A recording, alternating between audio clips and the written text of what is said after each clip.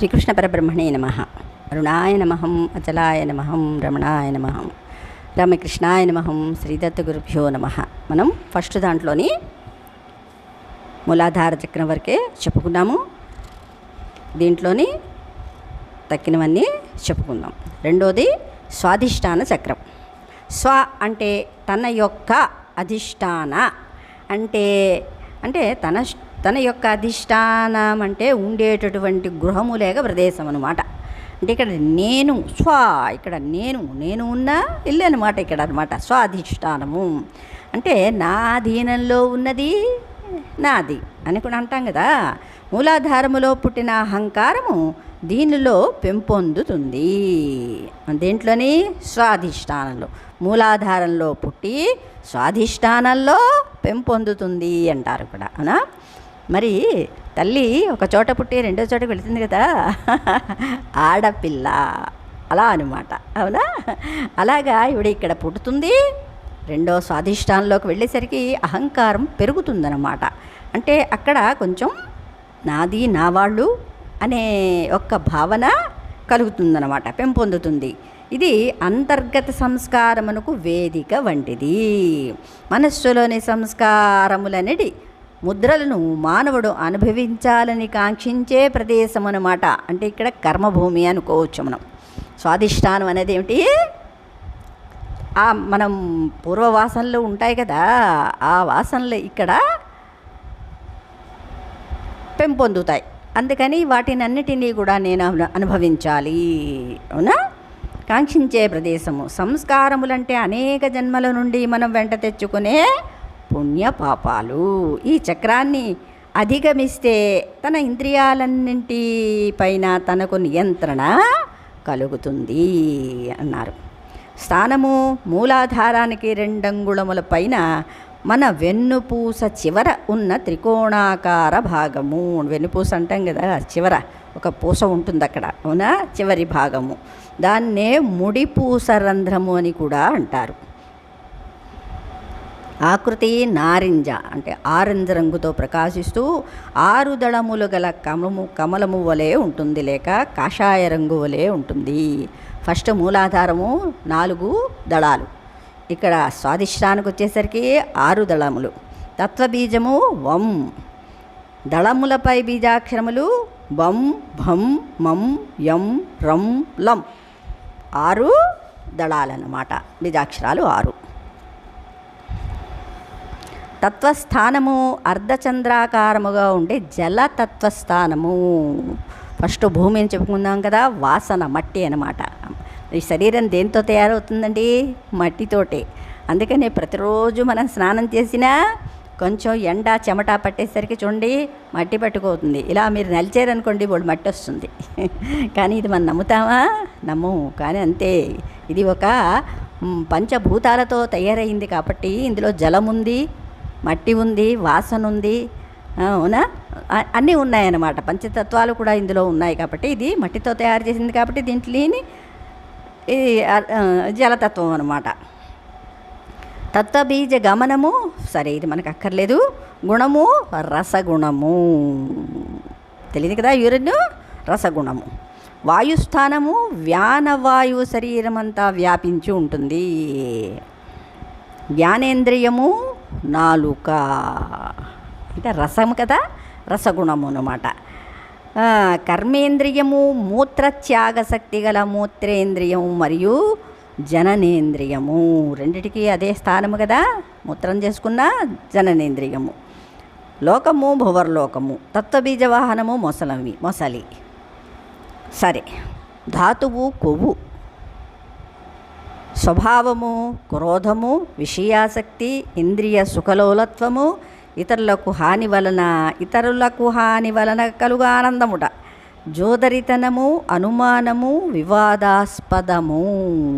ఇక్కడ ఏమన్నారు? ఇక్కడ స్వార్థగుణం పెరుగుతుంది, నేను అనే అది అహంకారం కొంచెం ఇక్కడ పెరుగుతుందని అనుకున్నాం కదా. అందుకని ఈ లక్షణాలన్నీ కూడా స్వాధిష్టానంలో ఉంటాయన్నమాట.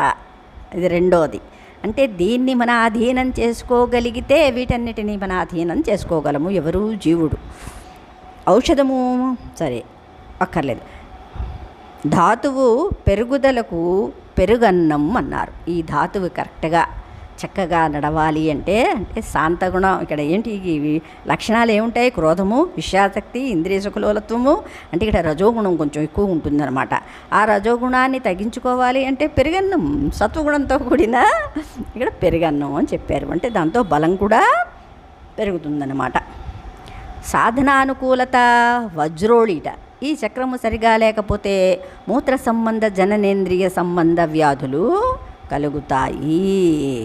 ఇదేమిటి? ఇది కూడా అన్నమయ్య కోసమే. మూలాధారం కూడా అన్నమయ్య కోసమే కదా. అంటే బయట ఉండే ఇంద్రియాలు, అందుకని ఇది బయట శరీరం అన్నమయ్య కోసం కదా. ఇది అజాగ్రత్తగా అర్థం చేసుకోండి. అన్నమయ్య కోశానికి ఫస్ట్ది మూలాధారం, రెండోది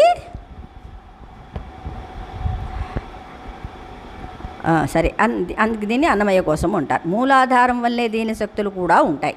ఈ రెండు కలిసి పనిచేస్తూ ఉంటాయి. ఈ రెండు చక్రాలు బాల్య యవ్వన దశలలో అదుపులో ఉంచుకోవటం అవసరము. అందుకే చిన్నప్పుడే గురుకులంలో పెట్టి వాళ్ళకి నియమంగా ఆహార నియమాలు అక్కడ సక్రమంగా చేస్తారు, విద్యాభ్యాసం చేస్తారన్నమాట. అందుకని గురుకులం అవసరం. ఇది బలహీనపడే కొలది అంగ సౌష్ఠవము, దేహ సౌందర్యము తగ్గుతూ భౌతిక శరీరము స్థిరత్వము తప్పుతుంది, గాడి తప్పుతుందన్నమాట. అంటే ఇప్పుడు చూడండి, మరి చిన్న చిన్న పిల్లల్లోనే వికారాలు కలుగుతున్నాయి. శరీరం పెరగటం లేదు కరెక్ట్గా, అవునా? ఇంద్రియాలు పెరగటం లేదు. అలాగా వస్తుందన్నమాట. నిశ్చలంగా ఉండలేడు. అందువలన కొందరిలో నిస్పృహ, నిరాశ ఏర్పడి శరీరములో మలినములు పేరుకొనడం ప్రారంభం అవుతుంది. మరి కొంతమందికి పనిని సక్రమంగా నిర్వర్తించాలనే ప్రయత్నంలో వారు కోరుకున్నట్లు జరగక నిస్పృహ చెందుతారు. మరికొందరిలో దుఃఖకరమైన ఆగ్రహముతో కూడిన విషపూరితమైన మనస్సు ఏర్పడుతుంది. ఈ చక్రములో దోషములున్న వారికి శారీరకంగా మూత్రవ్యాధులు, మర్మావయవ వ్యాధులు కలుగుతాయి. స్త్రీలలో ఋతు సంబంధమైన వ్యాధులు, సంతానము కలుగకపోవుట ఏర్పడతాయి. యవ్వన దశలో తమ మర్మావయవములపై అదుపు లేకపోతే ఈ చక్రము బలహీనపడుతుంది. అందుకనే మన వాళ్ళు ఆశ్రమాలు పెట్టారన్నమాట. ఫస్ట్ విద్యాభ్యాసం, స్వాధ్యాయం చెయ్యాలి అక్కడ, బ్రహ్మచర్యం. అందుకనే ఫస్ట్ బ్రహ్మచర్యం, తర్వాత గృహాశ్రమం, తర్వాత వానప్రస్థం, తర్వాత సన్యాసం. ఈ నియమాలు ఎందుకు పెట్టారు అంటే మన శరీరాన్ని కరెక్ట్గా ఏ టైంలో ఎలా ఉండాలి, ఎలా చేస్తే ఎలా ఉంటుంది అనేది గురువుల ద్వారా నేర్చుకొని వాళ్ళు అలాగా నడిచేవారన్నమాట. అది సరే. పంచభూతములు ఇక్కడేమిటి? జలము. ఫస్ట్ది మూలాధారం ఏమిటి? పృథ్వీ. రెండోది జలము కదా, అందుకని ఇది జలము. మూడోది ఏమిటి? మణిపూరక చక్రం. మణి అనగా ప్రకాశించు రత్నము, పురమనగా నగరము, మణిపూరకము. ఫస్ట్ది ఏంటిది?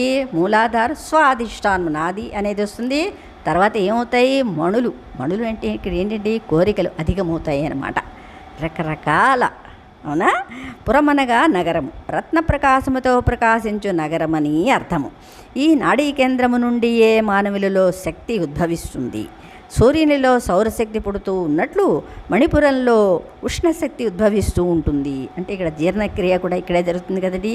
అహం వైశ్వానరో భూత్వా ప్రాణినాం దేహమాశ్రిత, ఇక్కడ అన్నమాట ఉన్నాడు అగ్ని. అవునా? ఉంటుంది. నీ లోపల గల విశ్వానికి ఈ వేడి ఆధారం అవుతుంది. అగ్ని లేకపోతే చల్లారిపోతుంది, కాళ్ళు చల్లబడిపోతున్నాయంటే అర్థం ఏంటండి? ఇంక వెళ్ళిపోతాడని అర్థం కదా. అలాగ శరీరం కూడా ఒక సమతుల్యంగా ఉష్ణోగ్రతని ఉంచుతుందన్నమాట. ఇది అగ్నిగుండం వంటిది. అగ్నికి పదార్థములను దహించే శక్తి కలిగి ఉన్నట్లు మనం తీసుకున్న ఆహారాన్ని ఈ నాడీ కేంద్రము జీర్ణము చేసి మిగిలిన సారాన్ని శరీరానికి అందిస్తుంది. ఈ చక్రము లేని ప్రతి జీవి శవమే. దీన్ని నాభి చక్రమని కూడా అంటారు. ఈ నాడీ కేంద్రాన్ని సాధించగలిగినట్లయితే కామంపై విజయం పొందుతారు అన్నారు. కామం అంటే ఏంటి? ఇక్కడ కోరికలను జయించడమే కదండి. మణిపూరకం అన్నారు కదా, ఇక్కడ రకరకాల కోరికలు ఉంటాయన్నమాట. దీన్ని స్వాధీనంలో చేసుకుంటే కోరికల్ని జయించినట్టే, ఇంద్రియాల్ని జయించాలన్నమాట. ఆకృతి పసుపు రంగుతో ప్రకాశించే దళములు కలిగిన కమలముల వలె ఉంటుంది. తత్వబీజం రం. దళములపై బీజాక్షరాలు ఇక్కడ 10 ఉంటాయి. డం ఢం ణం తం ధం ధం ధం నం పం ఫం 10. తత్వస్థానము రక్తవర్ణముతో 3 కోణములు కలిగిన త్రికోణ యజ్ఞగుండం అగ్నితత్వస్థానము. ఇది ఫస్ట్ది మట్టి, అవునా, రెండోది జలము, మూడోది అగ్ని. అంటే పంచభూతాలు ఎక్కడో లేవు.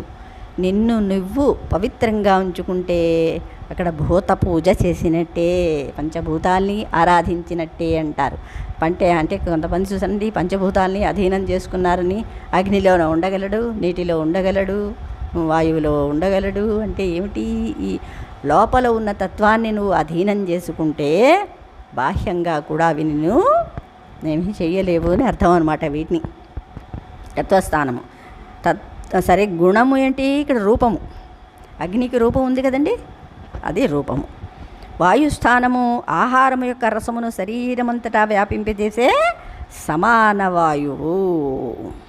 జ్ఞానేంద్రియము రూపమును చూడగలిగిన శక్తి గల కన్నులు. దీనికి స్థానం ఏమిటి? కన్నులు. అవునా, అగ్ని లేనిదే కళ్ళు ప్రకాశించవు. అంటే ఇక్కడ కళ్ళల్లో సూర్యుడు ఉన్నాడు అంటారు, సూర్యుడు అధిష్టానము అని కదా. ఇక్కడ సూర్యుడు ఇక్కడ స్థానం ఉంటాడనమాట. కర్మేంద్రియము అగ్నితత్వముతో ఉత్పన్నమగు నడిచే శక్తి గల పాదములు. అందుకని కాళ్ళు చల్లబడుతున్నాయో లేవు చూస్తారు. కాళ్ళు చల్లబడితే వెళ్ళిపోతున్నాడు అంటారు. పాదాలకి మసాజ్ చేస్తూ ఉంటారు చల్లబడకుండా అనమాట. అందుకని అవి ఎప్పుడూ కూడా, అందుకని అగ్నితత్వం అంటే శక్తి, పాదములు. లోకము స్వర్లోకము అదంతా మనకు అనవసరం. ధ్రువములు అధికారము అనధికారము, ధాతువు కండరములు. లోహము రాగి, అందుకే రాగి గడియాలు వేసుకోమంటారు కదా, రాగి. సరే, ధాతువు పెరుగుదలకు బెల్ల పొంగలి. ఐరన్ కదండి ఇది, ధాతువు కదా, అవునా, అందుకని బెల్లం పొంగలి. అంటే ఆహార విహారాలు కూడా ఎలా ఉండాలి. అందుకని మనకు ప్రతిరోజు మనం ఇలాంటివి మనకు గుర్తుండవు కాబట్టి ఒక పండగల అనేవి మనకి వచ్చాయన్నమాట. అంటే వాటన్నిటినీ తీసుకోవటం మూలాన మన శరీరం దృఢంగా ఉంటుంది. కానీ ఇవన్నీ తెలుసుకొని ఋషులకి ఇవన్నీ తెలుసు. అందుకని వాళ్ళ యొక్క శరీరాన్ని ఎలా దృఢపరుచుకోవాలో, ఎలా దాన్ని కంట్రోల్ పెట్టుకోవాలో ఆ ఋషులకి తెలుసు అన్నమాట. అందుకని వాళ్ళకి ఈ పూజలు, వ్రతాలు, పండగలు అప్పుడు ఏమీ లేవు కదా. కృష్ణుడు రాక్షసుని చంపడం వల్ల సరే అలా దీపావళి వచ్చింది. అంటే ఆ సందర్భంగా ఇప్పుడు ఇంకా 3 మంది రాక్షసులు ఉన్నారు, అవునా. ఈ రాక్షసులందరినీ చంపితే కానీ మనకి అసలైన దీపావళి రాదు. అప్పట్లో వాడు ఒక్కడే ఉన్నాడు, ఇప్పుడు ఎంతమంది ఉన్నారు కదా. అలాగా సందర్భాన్ని బట్టి ఆ యొక్క పండగలన్నీ కూడా మనకు వచ్చాయి. ఇలా చెప్తున్నాను. నా ఛానల్స్ ఎవరు చూడరు, కానీ నేను చెప్పేది నిజాలన్నమాట. కొంచెం ఆలోచించగలిగే శక్తి ఉన్న వాళ్ళకి అర్థమవుతుందన్నమాట. మూర్ఖంగా ఉండకండి కదా. బెల్ల పొంగలి, బీజాక్షరం రమ్ అన్నారు. వ్యాధులు అతిమూత్ర వ్యాధి, రక్తక్షీణత, నేత్రవ్యాధులు. ఎందుకంటే ఇక్కడ అగ్ని చక్కగా లేకపోతే నేత్రవ్యాధులు వస్తాయి కదా. మరి చర్మ వ్యాధులు మొదలగునవి కలుగుతాయి. ఈ నాడీ కేంద్రము బలహీనంగా ఉన్నట్లయితే అగ్ని సంబంధమైన దోషములు, భ్రమలు, కృంగిపోవటం, తన గురించి తాను తక్కువగా అంచనా వేసుకోవటం లాంటివి కలుగుతాయి. సరే, ఇప్పుడు అనాహతం 3 చక్రాలు దాటాం. ఫస్ట్ది మూలాధారము, రెండోది స్వాధిష్టానము, మూడోది మణిపూరకము, 4వది అనాహత. అంటే ఇక్కడ ఏంటి? గుండె dub dub dub dub dub dub dub నీకు తెలియకుండానే దానంతట అదే స్పందించటం కదా, దాన్నే అనాహత చక్రం అంటారు. ధాతువు ఇక్కడ రక్తం. మరి గుండె ఏం చేస్తుందండి? రక్తాన్ని శుద్ధి చేస్తుంది కదా, అవునా. రక్తం. లోహము ఇనుము. ముఖ్యాహారము నెయ్యి కలిపిన అన్నము. అంటే ఇక్కడ కొవ్వు కావాలి కదండి, రక్తం, అవునా. ఇనుము శుద్ధి చేయడానికి దీనికి నెయ్యి. చక్ర సాధనము, నాడీ సాధన, ప్రాణాయామము, అజపాజపము, వజ్రాసనము, ఉష్ట్రాసనము, ఉచ్ఛ్వాస నిశ్వాసములతో చక్రంపై ధ్యానము. చెప్పారు కదండి, సోహం మీద ధ్యానం పెట్టుకోవాలి కృష్ణయ్య. అందుకని గీతలోని ప్రతీ దానికి ఇది ఆధ్యాత్మికం, అంటే ఆహార వ్యవహారాలు ఆధ్యాత్మికం అన్నమాట. సరే, రకరకముల స్పర్శలను జ్ఞాపకానికి తెచ్చుకోవటము అన్నారు.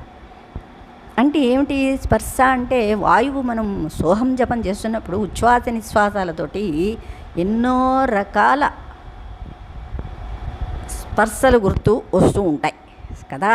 అందుకనే స్పర్శాన్ కృత్వా బహిర్బాహ్యన్ చక్షుశైవాంతరే భ్రువో ప్రాణాపానం సమో కృత్వా నాసాభ్యాంతరచారిణవు అన్నారు కృష్ణయ్య. అంటే ఇక్కడ ఒకటే కదా, యోగంలోనే భోగం ఉందన్నమాట కదా. అందుకని ఇక్కడ భోగం నీకు తెలియకుండానే నీలో ఉన్న వ్యాధులన్నీ కూడా తగ్గుతూ ఉంటాయి. సరే, తత్వబీజాక్షరం యం. దళములపై బీజాక్షరములు కం ఖం గం ఘం ఝం చం ఛం జం ఝం వ్యం టం ఠం అన్నారు. సరే, అవన్నీ ఒక్కలేదు. గుణము స్పర్శ. స్పర్శ మనం చెప్పుకున్నాం కదా, సోహం జపం చేసినప్పుడు మనకి స్పర్శ తెలుస్తూ ఉంటుంది కదా, అవునా? అది స్పర్శ. వాయుస్థానము ప్రాణవాయువు, జ్ఞానేంద్రియము చర్మం, కర్మేంద్రియము వాయుతత్వముతో పట్టుకునే శక్తి గల చేతులు, కాళ్ళయింది చేతులయింది. తత్వబీజవాహనము మృగము యజింకాన. అధిదైవము ఈశానుడు అయిన రుద్రుడు కాకిణీ శక్తితో కూడుకొని ఉంటాడు. యంత్రము ఆకుపచ్చని రంగుతో 6 కోణములు కలిగి ఉంటుంది. సముద్రము సర్పి సముద్రము అంటే నేతి సముద్రం అన్నమాట. శ్రీకృష్ణ పరబ్రహ్మణే నమః. ఇక్కడ చక్రమునకు అర్థం అంటే అనాహతమనగా జీవశక్తిని నిరంతరము నిలిపి ఉంచే స్థానము. గుండు కట్టుకుంటూ ఉంటే కదా ఇక్కడ జీవుడు ఉన్నాడు, అవునా? అది ఆగిపోతే ఇంకా లేనట్టే. అంటే నీ యొక్క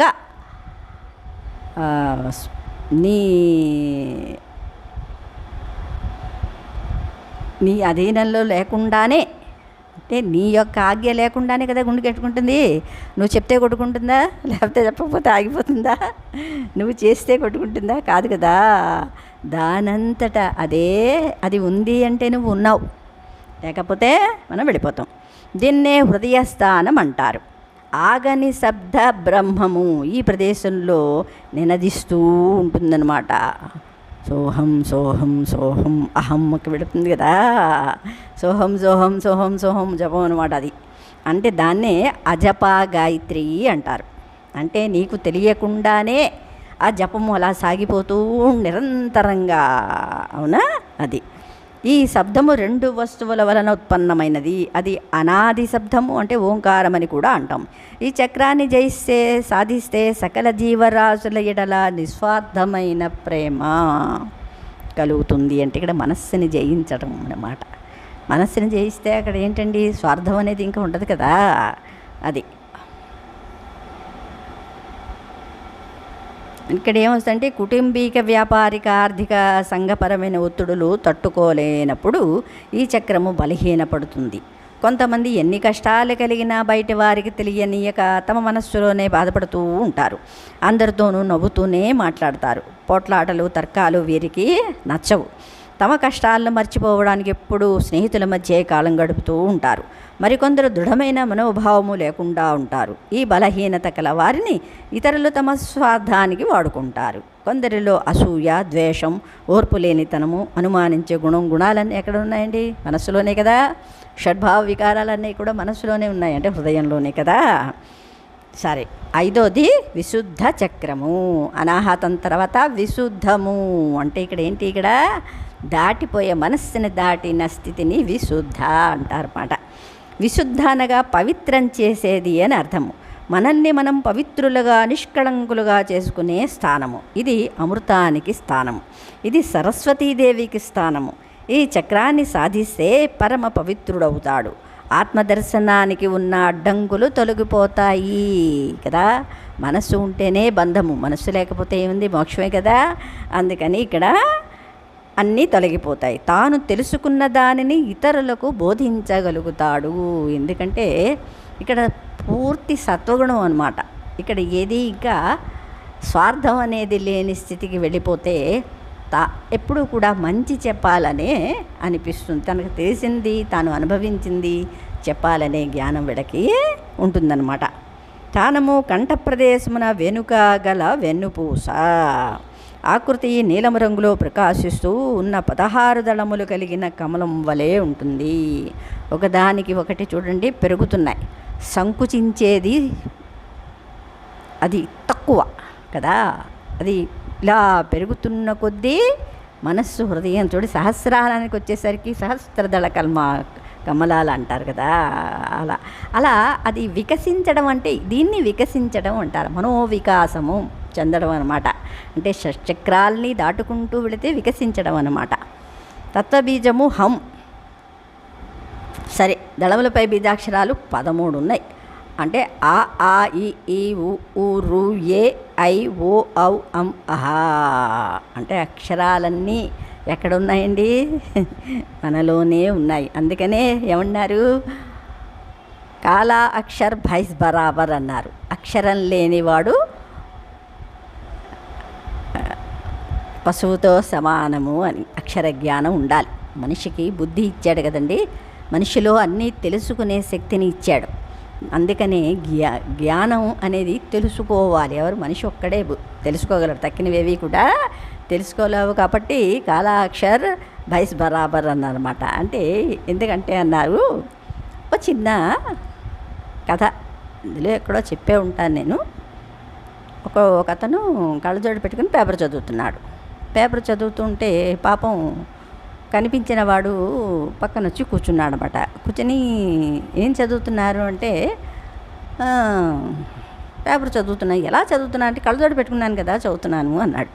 ఓహో, కళ్ళజోడు పెట్టుకుంటే చదువుతారన్నమాట అని అనుకున్నాడనమాట. సరే, అన్నీ వాడు కూడా డాక్టర్ దగ్గరికి వెళ్ళాడు, కళ్ళజోడు పెట్టుకుని వచ్చాడు. కానీ వాడికి అక్షర జ్ఞానం లేదు కదా, అందుకని అన్నీ కూడా ఏవో నల్లగా కనబడుతున్నాయి. అక్షరాలన్నీ ఎలాగ ఉంటాయండి? నల్లగా ఉంటాయి. వాడన్నిటికీ అన్నీ నల్లగా కనబడుతున్నాయి. అప్పుడు పక్కవాడు నవ్వుకున్నాడు అనమాట. ఓహో, అక్షర జ్ఞానం లేకపోతే నువ్వు కళ్ళజోడు పెట్టుకున్నా అవి తెలియనటువంటిదే. అందుకని కాలా అక్షర్ భైస్ బరాబర్ అంటే నిరక్షర కుష్టి అని ఏదో అంటారు కదా, అలా ఉంటుందన్నమాట. అందుకని జ్ఞానం అనేది మానవుడికి ఇచ్చాడు. కొంచెమైనా తెలుసుకోవాలి. పాండిత్యం కాదు ఇక్కడ కావాల్సింది. పాండిత్యం అది ఎలాంటి వాళ్ళైనా చేసుకోవచ్చు. సరే, తత్వస్థానము ఆకాశతత్వము కదా. ఇక్కడ శుద్ధం, ఆకాశం శుద్ధం, దేనికి అంటదు, ఏన్ని అంటించుకోదు. అవునా? తత్వబీజ గమనము తెల్ల ఏనుగు వలె ఊగుతూ ఉంటుంది. వాయుస్థానము పైకి వెళుతూ ఉండు ఉదాన వాయువు. గుణము శబ్దము. జ్ఞానేంద్రియం ఏమిటి? చెవి. కర్మేంద్రియము ఆకాశతత్వంతో ఉత్పన్నమయ్యే వాక్ శక్తి. అందుకనే ప్రాణవాయువు లేకపోతే వాక్ దేనివల్ల వస్తుందంటే ఈ వాయువు వల్ల అనమాట. అవునా? లోకము జనలోకము అన్నారు. సరే, ధాతువు చర్మమే. ఇది కూడా మరి అన్నమయ్య కోసమే కదా, అందుకని ఇది చర్మము. ముఖ్యాహారము పాయసాన్నం. ఇది సత్వగుణం కదా, అందుకని పాయసాన్నం. ఔషధము శరీషము. సరే, అదొకటి. చక్ర సాధనము విపరీతకరణి, సర్వాంగాసనం, మత్స్యాసనం, జాలంధర బంధము, ఉజ్జయి ప్రాణాయామము, ఉచ్ఛ్వాస నిశ్వాసాలతో చక్రధ్యానము. కొంచెం సేపు రకరకముల శబ్దములను జ్ఞాపకానికి తెచ్చుకోవటం. అంటే చక్ర చెవి కదా ఇది, శబ్దస్నానము. చక్రధ్యాన ఫలం ఏమిటి అంటే కవితాశక్తి, స్వర విజ్ఞానము, శాంతచిత్తము, శోకము లేకుండుట, దీర్ఘాయువు. ఈ చక్రంపై మనస్సును నిలిపి ధ్యానం చేస్తూ ఉంటే మనస్సు ఆకాశం వలె పరిశుద్ధమవుతుంది. చక్ర స్వభావము, మాటలలో నేర్పరితనము, ఒకరిపై ఆధారపడి జీవించు తత్వము అంటే వీళ్ళు అణగిమణిగి ఉంటారు. అహంకారం లేదు కదా మరి ఇక్కడ. అహంకారం లేనప్పుడు ఎవరు చెప్పినా కాదనకుండా చేస్తూ నే స్వభావం అన్నమాట. కోసము విజ్ఞానమయ కోసము.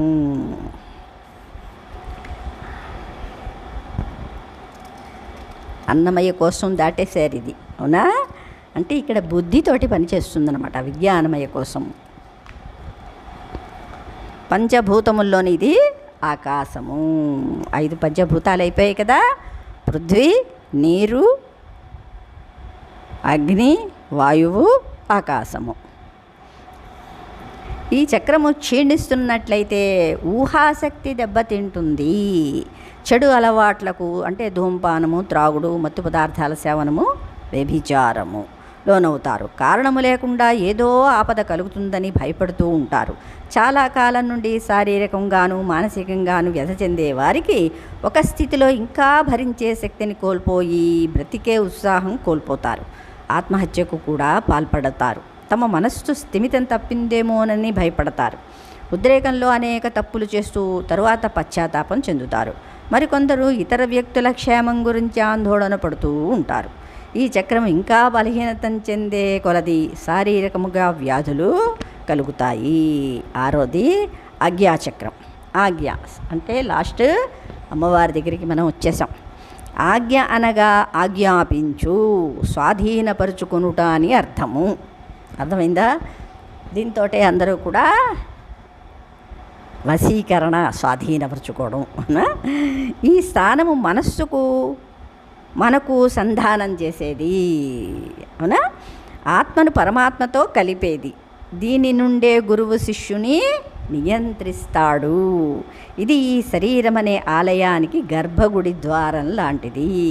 అంటే రావడానికి అర్హత, అవునా? గర్భగుడిలో ప్రవేశించడానికి అర్హత ఉందా లేదా గురువు చూస్తాడు కదా మరి. అందుకని ఇది గర్భగుడి లాంటిది. దీన్ని సాధన చేస్తే జ్ఞాననేత్రం తెరుచుకుని ఆత్మదర్శనం అవుతుంది. ఆజ్ఞాచక్రాన్ని దాటాలి అందుకనే అంటారు. గర్భగుడిని దాటితేనే పరమేశ్వరుడు కనిపిస్తాడు కదా మరి, అవుతుంది. శివుడి 3వ కన్ను అంటే ఇదే. అహం బ్రహ్మస్మి జ్ఞానం కనగాలి అంటే ఆజ్ఞాచక్రాన్ని కూడా దాటాలి. ఈ నేత్రంతోనే మీ లోపల ఉన్న విశ్వములన్నింటికీ మూలమైన ఆత్మదర్శనం అవుతుంది. సహస్రారంలో విరాజమానుడై ఉన్న పరమాత్మతో ఆత్మానుసంధానం చేయగలుగుతావు. ఇది ఏ ప్రాణ అంటే శ్వాస చంచలగతిని అదుపు చేసి క్రమక్రమంగా నిశ్చలం చేసి కైవల్యానికి, నిర్వాణానికి, మోక్షమునకు, జీవన్ముక్తికి కారణమవుతుంది.